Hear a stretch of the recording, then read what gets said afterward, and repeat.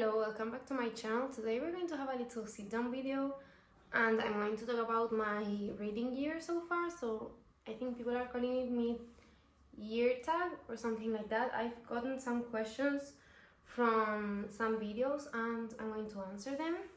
I don't have I have 3 books here with me, so I'm not going to be able to show them. I'm just gonna put the covers around me as I go. So first of all, this year's reading goal for me was 80 books because I thought I wasn't going to be able to read as much because I knew I was going to work more hours this year, but as it turns out, I'm reading more than I hoped. So I've already read 73 books this year, so I'm way ahead of my reading goal.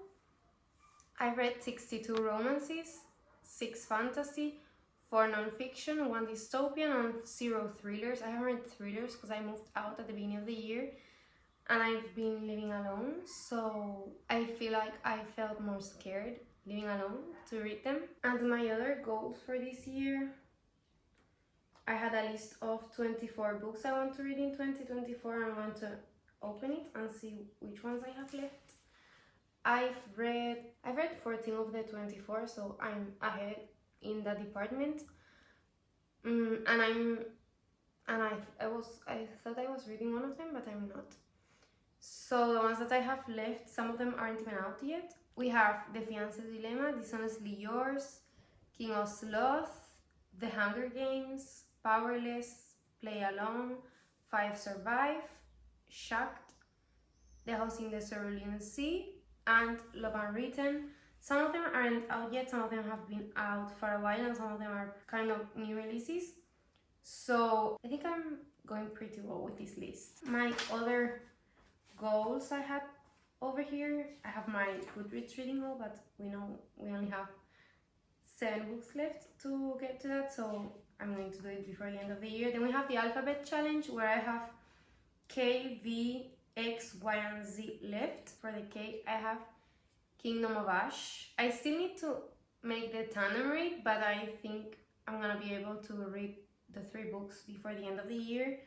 But for the other ones, I have no idea what I'm going to read, so we'll have to figure that out. And then we have a bookish bingo, but I did fill all of it up already. I think like next year it's going to be a little bit bigger. We had New to Me author, Second Chance, Kindle Unlimited Romance, Pink Cover, Rom-Com, a 5-star read, complete a series, a body read, New to Me author, an audiobook, and over a 100-page book, another new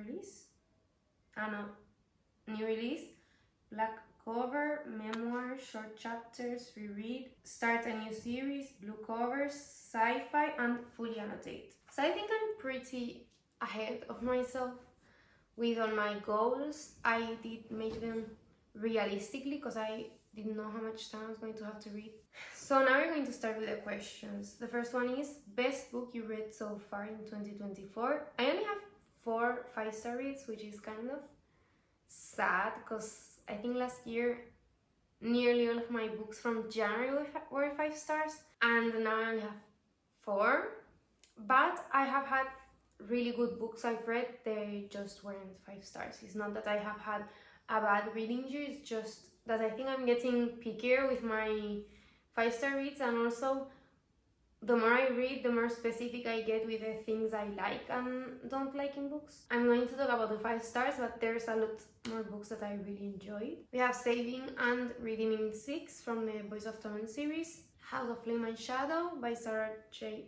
Maas, and Magnolia Parks 3. Then we have new release you haven't read yet, but you want to. Okay, there's a lot of them because I wanted to leave them for the summer because I know I'm not going to be preoccupied with other things. And I have 2 months of summer because I'm a teacher. So I have Not in Love by Ali Hazelwood, Funny Story by Emily Henry, An Owl of Story by Ashley Poston, Dishonestly Yours by Krista and Becca Ritchie, Wild Eyes by Elsie Silver, Lost and Lassoed by Lila Sage, and Only With Me by Brooke Montgomery. Most anticipated release for the second half of the year. I have 3. I'm guessing there's more, but not in my mind right now, so I'm gonna talk about these 3. We have play along, which is part of the Windy City series. I'm really excited for this plot. The Fiancé Dilemma and Wild Eyes. Now, my biggest surprise of the year. I'm going to talk about two books and one series. One is a good surprise, the other two not so good. The good one is The 7 Years Sleep. I thought I wasn't going to like this book, and I really enjoyed it. I had heard some reviews from other people, and I knew maybe I wasn't going to like it, and that's Never by Jessa Hastings. It wasn't my cup of tea. I know some people would really enjoy it, but to be honest, I felt like there was no plot. There wasn't a single likable character in the whole book, and I don't know. I felt like maybe when I read the second one, I'll like it a little bit more and I'll figure out why the first book was like that, but it wasn't my favorite ever. I give it a 3 stars, but I think it's more of a 2.5 if I'm being honest. And then a series that it was like, I'm not disappointed by it, but it was kind of a shock because I thought I was going to love it, and it's Throne of Glass. I haven't finished it yet. I've yet to read the Tandem Read and Kingdom of Ash, but I'm not as invested in the story as I am in Crescent City and Avatar, which is kind of a bummer because I wanted to really like it like everybody else and be in the world and feel the same way I felt reading the other series, but well, it's not like a bad series, it just doesn't give me the Sarah J. Maas feeling the others give me. Favorite new author to me or to everyone, and in this case there's 2 authors that aren't new to everyone but are new to me this year, and they are Becca Mack. She has a sports romance series. I don't know if she has any other books, but I'm talking about the Playing for Keeps series. I really enjoy it, and I'm also really anticipated read of this year, Fall With Me, in this series. And Ashley Boston. I have only read The 7 Years Sleep, but I bought her other 2 books, The Dead Romantics and A Novel Love Story. I have them both at home waiting for me. I haven't unboxed them yet, so that's also coming up. A really big book haul and unboxing on my TikTok. And I think those are the 2 authors. I don't think I've read any new authors that I really enjoyed apart from those 2. The other ones were old news from last year or the year before that. Book that made me cry. Okay, I'm just gonna talk about a book that made me sob, because I usually cry with every single book I read, basically, because I'm a crier. But a book that made me sob and my heart hurt when I was reading was Magnolia Bars 3. That series in general always makes me feel heartbroken every time I read a book, so if you like feeling like that, you should read it. If you don't like feeling like that, don't torture yourself. Book that made me happy. I have 2 books here, and it's not like happy but like giddy, you know, that feeling where you're like giggling while reading. I have 2 in mind. I'm guessing some others have made me feel like that, but with time I forget about it, but these ones I remember that make me feel like that, and these are Check and Mate and The Rule Book, which is kind of a recent read for me, but I think every time I read a Sarah Adams book I feel like that. Most beautiful book you've bought so far this year. Okay,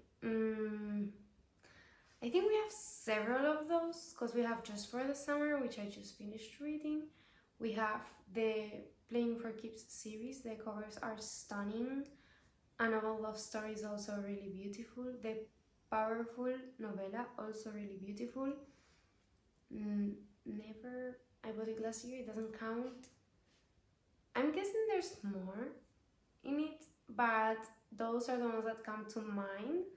Again, I don't have my physical books here, so I can't look at them and see which ones are prettier, but I think those are the ones that come to my head whenever I think about pretty covers. Oh, and How to End a Love Story is the name of the title. I also bought it, but I haven't unboxed it yet. It's inside the packaging in my house, in my parents' house, so I'll open it soon. What books do you need to read before the year ends?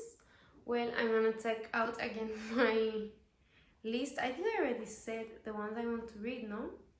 But I'm going to go to my physical TBR that I have it written here.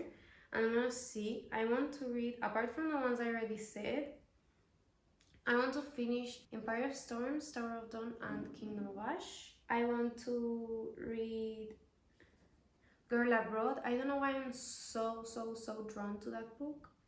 I think it's because Soph from, oh, she's a YouTuber, she posts about books. She's the best friend of Rachel Catherine and that like group, I follow them all. And she said that she felt really giddy reading this book and it made her really happy, so I want to feel that way. I want to read Powerless, Powerful, and Reckless before the end of the year. I want to read 5 Survive. I've had it for the longest time in my bookshelf and I really want to give it a try. I have Billy Summers. I want to try and read it, but I think I'm just gonna give it to my brother because I think I'm not a Stephen King girly. I haven't read a book from his, but I'm not drawn to them, you know? So I tried, but not really. I'll try sometime. I want to read The House in the Cerulean Sea. I really want to dive into other genres that I'm not used to, and I think this book has a pretty good rating and like good reviews I heard everywhere, so I want to try that one. I want to read One for My Enemy. I feel so drawn to that book because first, it's really pretty, it has illustrations on the inside, and the plot sounds so entertaining, so I want to definitely try to read that book before the end of the year. And all the new releases I talked about earlier that I haven't read yet and I want to read. So that's everything I have for the mid-year book tag. I hope you enjoyed. Let me know your answers to these questions because I'm really intrigued about these type of things. And this is going to be the last video you see on my house because I'm moving back to my parents' house because the school year ended. I don't have work anymore here, so I'm going back home. So I'll see you in the next one, which is gonna be in a different place. Bye!